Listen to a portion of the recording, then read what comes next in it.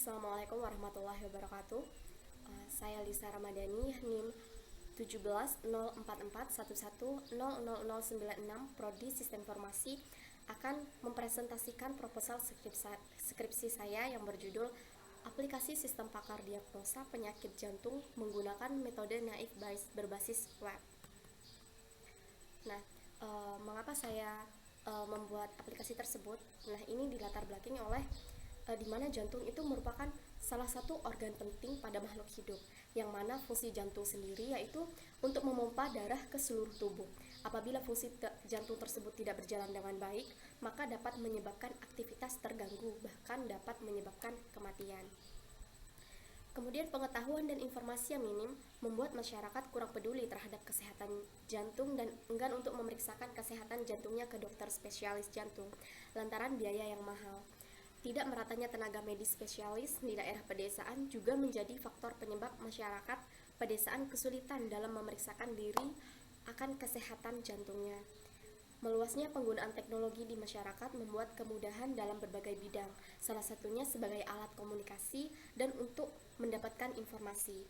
Dengan perkembangan teknologi tersebut memungkinkan pembuatan sistem pakar diagnosa penyakit jantung dengan metode Naive Bayes berbasis web ini untuk diimplementasikan agar dapat memudahkan masyarakat untuk mengetahui secara dini tentang kondisi jantungnya. Rumusan masalah dari sistem ini yaitu bagaimana membuat aplikasi sistem pakar diagnosa awal penyakit jantung berbasis web. Yang kedua yaitu bagaimana menerapkan metode Naive Bayes untuk melakukan diagnosa penyakit jantung. Kemudian batasan masalah dari sistem yang dibuat ini yang pertama yaitu sistem hanya dapat diakses apabila terhubung ke internet. Yang kedua yaitu metode yang digunakan pada penelitian ini hanya Naive Bayes. Kemudian yang ketiga yaitu hanya beberapa penyakit jantung saja yang didiagnosa. Tujuan dari pembuatan sistem ini yaitu agar dapat membantu masyarakat mengenali gejala sakit jantung yang dialami melalui sebuah website sistem pakar, di mana pada web ini terdapat sistem yang dapat menganalisa penyakit jantung, serta memberikan saran dan pencegahan, dan juga berisi tentang informasi penting yang berguna bagi masyarakat tentang penyakit jantung dan pentingnya menjaga kesehatan jantung. Manfaat dari penelitian ini yaitu dengan penelitian ini dapat membantu pengguna untuk melakukan diagnosa awal terhadap penyakit jantung berdasarkan pada gejala yang dialami, memudahkan masyarakat dalam mengetahui penyakit yang diderita sebelum konsultasi secara langsung kepada pakarnya. Kemudian tinjauan pustaka yang digunakan pada penelitian ini yang pertama yaitu sistem pakar, di mana sistem pakar ini adalah kecerdasan buatan yang berbasis komputer dengan menggunakan pengetahuan, fakta, dan teknik dalam pemecahan sebuah permasalahannya. Sistem pakar merupakan interpretasi dari seorang pakar dalam bidang tertentu yang dituangkan pada sebuah sistem komputer agar komputer dapat menyelesaikan masalah seperti yang biasa dilakukan oleh pakar. Pakar yang dimaksud dalam sistem ini yaitu adalah seorang dokter. Nah, di sini ada kelebihan dari sistem pakar daripada pakar manusia sendiri yaitu untuk sistem pakar ini tidak terbatas karena dapat digunakan kapanpun juga.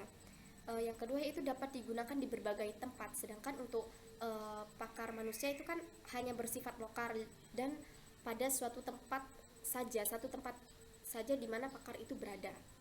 Kemudian yang ketiga, untuk sistem pakar ini pengetahuannya bersifat konsisten, sedangkan untuk pakar manusia itu pengetahuan bersifat variabel dan dapat berubah-ubah tergantung situasi. Yang keempat yaitu kecepatan untuk memberikan solusi konsisten dan lebih cepat daripada manusia untuk sistem pakar sendiri. Sedangkan untuk pakar manusia di sini kecepatan manusia untuk menemukan solusi sifatnya bervariasi. Untuk yang terakhir yaitu biaya yang dikeluarkan lebih murah. Sedangkan pada pakar manusia biaya yang harus dibayar untuk konsultasi biasanya sangat mahal. Kemudian selain memiliki manfaat, sistem pakar juga memiliki kelemahan, yaitu biaya yang diperlukan untuk membuat dan memeliharanya relatif mahal karena membutuhkan sumber data dan perawatan terhadap sistem. serta membutuhkan waktu yang lama dalam pembuatannya, dan dibutuhkan admin khusus untuk memperbaharui pengetahuan pada sistem pakar dalam bidangnya.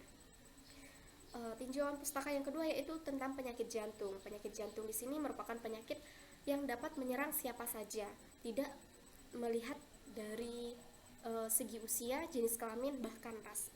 Beberapa penyakit jantung yang akan dibuat dalam sistem pakar ini, yang pertama itu jantung koroner, jantung rematik, jantung bocor, dan gagal jantung. Kemudian yang ketiga yaitu metode naive Bayes. Metode naive Bayes ini merupakan pengklasifikasian dengan metode probabilitas dan statistik untuk memprediksi peluang dengan berdasarkan pengalaman sebelumnya. Jadi formulanya itu dirumuskan dengan P A B sama dengan P dalam kurung B A kali P A, di mana P ini merupakan peluang, A ini peluang terjadinya A, B ini peluang terjadinya B.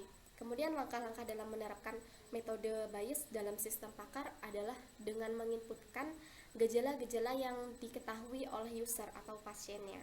Kemudian mencari nilai semesta dengan menjumlahkan probabilitas dari masing-masing gejala yang dialami dengan rumus sigma n, di mana I sama dengan 1 sama dengan P peluang, E evidence, H1 plus P, E H2 plus P, E H sampai seterusnya.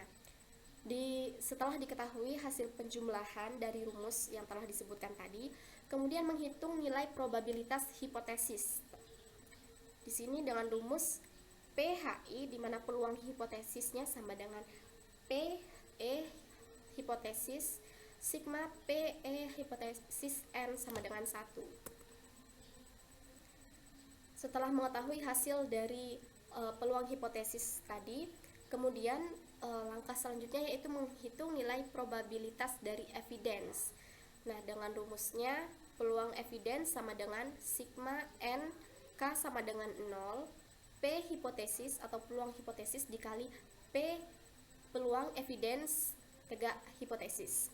Langkah selanjutnya adalah menghitung nilai Bayes setiap hipotesis dengan rumus peluang hipotesis evidence sama dengan P evidence hipotesis kali P hipotesis dibagi peluang.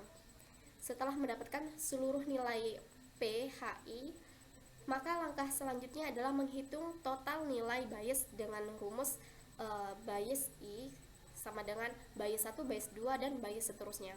Langkah terakhir yaitu menghitung presentase. Presentasenya di sini dari nilai total Bayes tadi dikalikan dengan 100%. Kemudian ada arsitektur sistem. Di sini arsitektur sistemnya ini digambarkan dengan bagan yang ada dalam layar ini. Yang pertama yaitu dengan memulai, kemudian dengan menginputkan gejala. Di sini gejala atau keluhan yang dialami oleh user atau pasien di sini. Kemudian proses penghitungan nilai Bayes seperti yang sudah dijelaskan tadi. Kemudian dalam sistem setelah proses penghitungan selesai, maka akan keluar hasil diagnosa dan saran pencegahannya. Kemudian selesai sistemnya. Kemudian flowchart dari metodenya, dari metode Bayes tadi. Dalam sistem pakar ini, yang pertama itu dengan memulai, yang kedua dengan memasukkan dataset. Kemudian dataset tersebut di cleaning, maksudnya di situ membersihkan data dari missing value. Kemudian data itu diproses, kemudian dihitung dengan penghitungan Bayes. Kemudian hasil diagnosanya keluar dan selesai. Nah, di sini dataset yang saya gunakan di sini merupakan dataset yang diambil dari kaggle.com. Jadi di sini saya menggunakan data sekunder. Nah, tahapan penelitian pada penelitian ini ada 4. Yang pertama yaitu studi literatur. Yang pertama pengumpulan informasi mengenai penelitian terdahulu tentang sistem pakar jantung dan materi yang berhubungan dengan teorema Bayes, penyakit jantung, dan data yang digunakan untuk training dalam percobaan. Kemudian yang kedua yaitu analisa pembuatan dan kebutuhan sistem. Perancangan sistem yang akan dibuat dengan metode yang telah ditentukan, yaitu metode naive Bayes, dan kebutuhan terhadap perangkat dan kebutuhan terhadap perangkat dalam pembuatan sistem. Kemudian yang ketiga yaitu implementasi sistem. Pada tahap implementasi ini sistem pakar mulai dibuat dan mulai dari desain-desainnya dan fitur-fiturnya yang ada pada sistem tersebut dibuat dan selesai. Kemudian pada tahap terakhir yaitu pengujian sistem. Pada pengujian sistem ini dilakukan untuk menguji hasil kecocokan dari sistem dengan data yang diuji cobakan. Kemudian bisa dilakukan evaluasi terhadap sistem yang dibuat. Analisis dari kebutuhan pada pembuatan sistem ini, yang pertama yaitu ada kebutuhan hardware dan software. Untuk hardware, kebutuhan pertama yaitu laptop dengan spesifikasi 64 bit AMD Ryzen, kemudian dengan RAM 4 GB. Kemudian kebutuhan software di sini ada 5. Yang pertama itu sistem operasi Windows 10. Yang kedua yaitu SAM. Yang ketiga yaitu PHP-MyAdmin untuk membuat database-nya. Yang keempat yaitu Visual Studio Code sebagai text editor untuk membuat sebuah website tersebut. Yang kelima yaitu Google Chrome sebagai web browsernya. Demikian presentasi proposal skripsi saya. Kurang lebihnya saya mohon maaf. Wassalamualaikum warahmatullahi wabarakatuh.